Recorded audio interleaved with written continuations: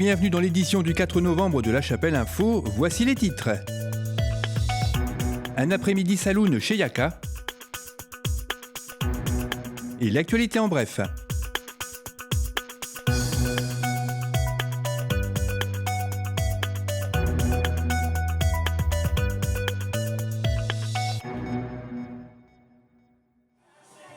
Les Calamity Country Dancers de Yaka ont organisé la première édition de leur après-midi saloon dimanche 30 octobre au centre socio-éducatif. Des représentants d'une dizaine de clubs de la région y ont participé. Un rassemblement convivial plutôt réservé aux initiés, mais pas que, comme nous l'explique l'animateur de cet après-midi, Didier Lecartier. Alors là, c'est une après-midi saloon. Ça sert à faire venir les gens qui font de la country dans les clubs de la région, à les réunir et à faire des danses, les danses qu'ils connaissent. Toutes les danses qui passent, ce sont des chorégraphies nationales.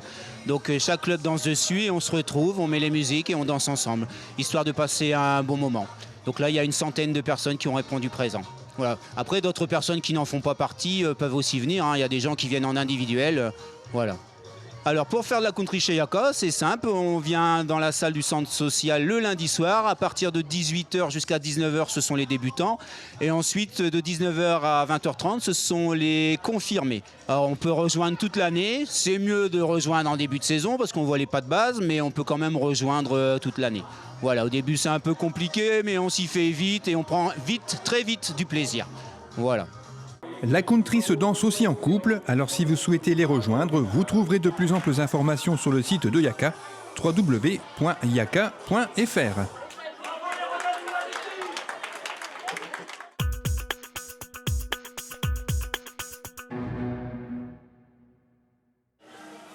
L'association Yaka a organisé un après-midi récréatif sur le thème d'Halloween, samedi 29 octobre, à Vémacar.